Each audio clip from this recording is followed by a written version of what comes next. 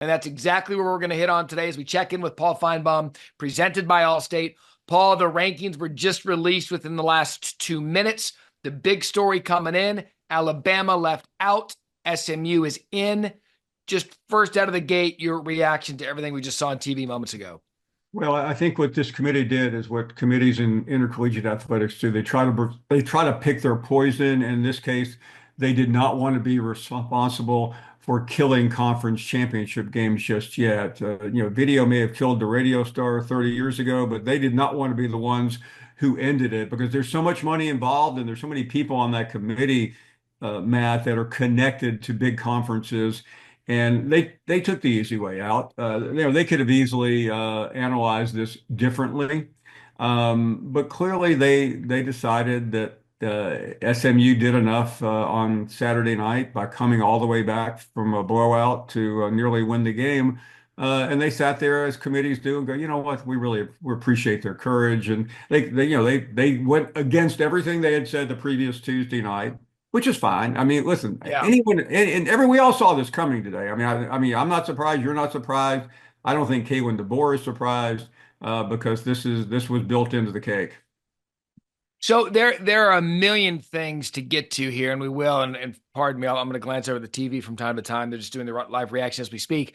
Now, the problem this morning, Paul, is there. Well, there's a few that we can unpack. First problem is this: it was unfair for this to come down to SMU and Alabama because we could have picked some other teams that maybe you could point at and be like, well, they didn't really have anything special either. But because a team like Penn State was ranked highly all year, they were going to get the benefit of the doubt no matter what. Because Indiana, with one loss, was ranked highly all year because of their story. They were going to get the benefit of the doubt. And it also didn't help them that Clemson, we talked about this last week on the Matt Barrie Show presented by Allstate, that Clemson was the one team that was going to steal a bid. And so the fact that it came down to SMU, I don't like that SMU is going to be picked on for this because they've had one loss all season in the regular season, BYU 10-2, top 15 team, and then to Clemson. It's unfortunate that that's what it came down to, but it did. Did they make the right decision in your mind taking SMU over Alabama? I mean, as people that serve the intercollegiate athletic world, they did because of what I said in relation Yeah. to the fallout. I think another thing, Mac, I heard this Friday in Atlanta among some SEC people that their biggest concern, if that scenario happened Saturday night, was that SMU would get in over Alabama. Could have been Ole Miss, could have been South Carolina, as you said. But Right. because of what happened a year ago when Alabama got in over FSU and everybody started threatening and filing suits, they didn't want to go through that again.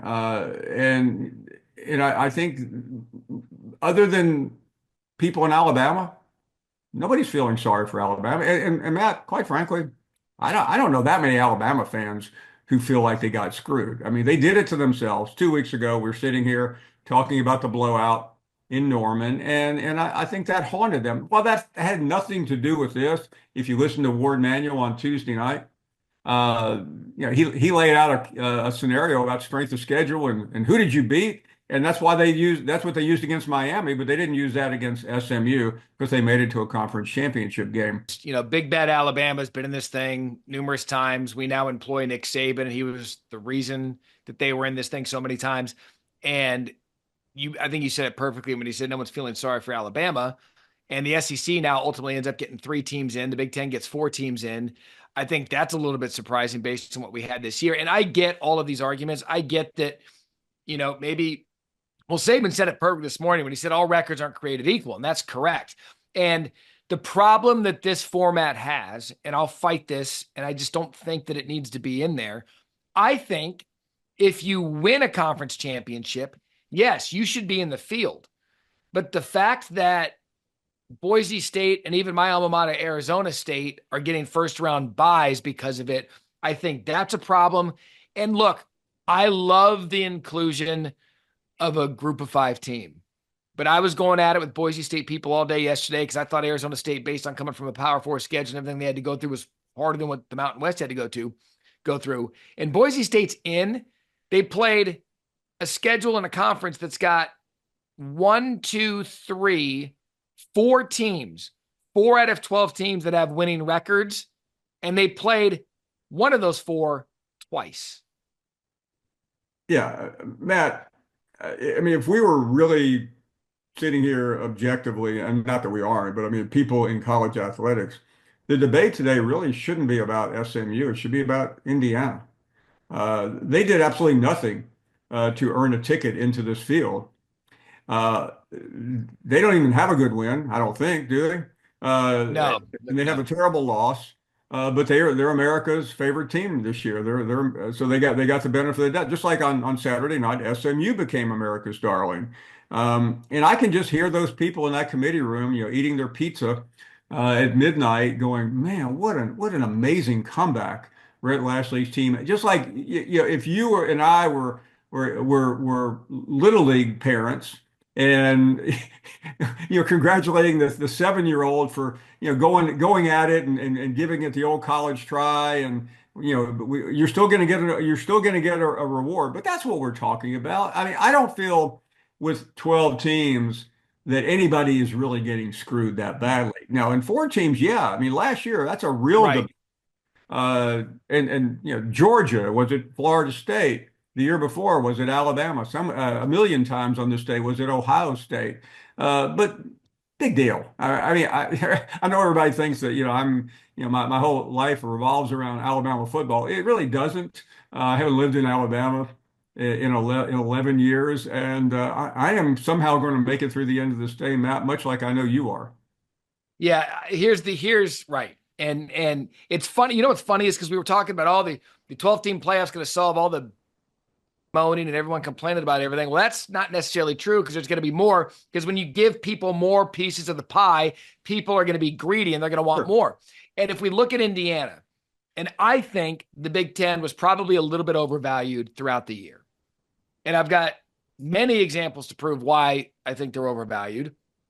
Taking nothing away from Indiana. Their schedule's their schedule. But Paul, they played FIU, Western Illinois, UCLA, Charlotte, Maryland, Northwestern, Nebraska, Washington, Michigan State, Michigan, Ohio State, and Purdue.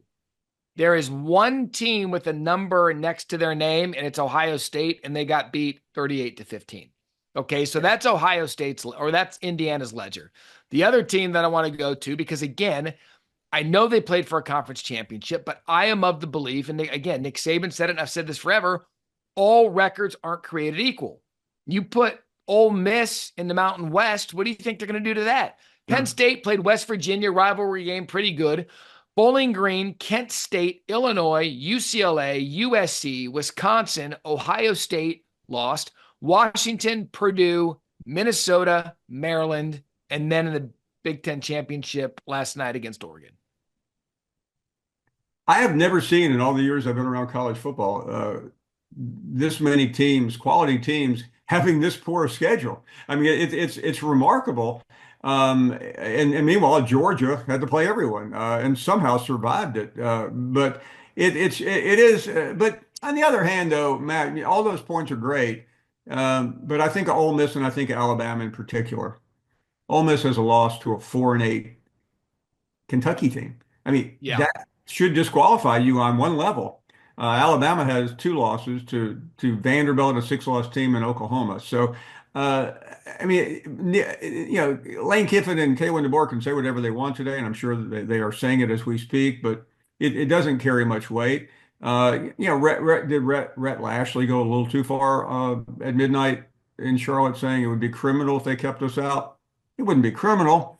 It really wouldn't be a big deal at all. But by the way, I'm sure he's thinking, why should we get kept out if Indiana is in there? So this is just the way that I mean, I knew this was a bad system, but I didn't realize until this very moment, when you look at the bracket, how utterly bad this was. But the reason why we got it for the final time is that the Big Ten commissioner, the ACC, and the Pac-12 guys all blew up after Oklahoma and Texas went to the SEC, and they had to have a unanimous consent. So they were handing out Christmas presents to anyone who would say, yes, we'll vote for the 12-team playoff, and this is what we got.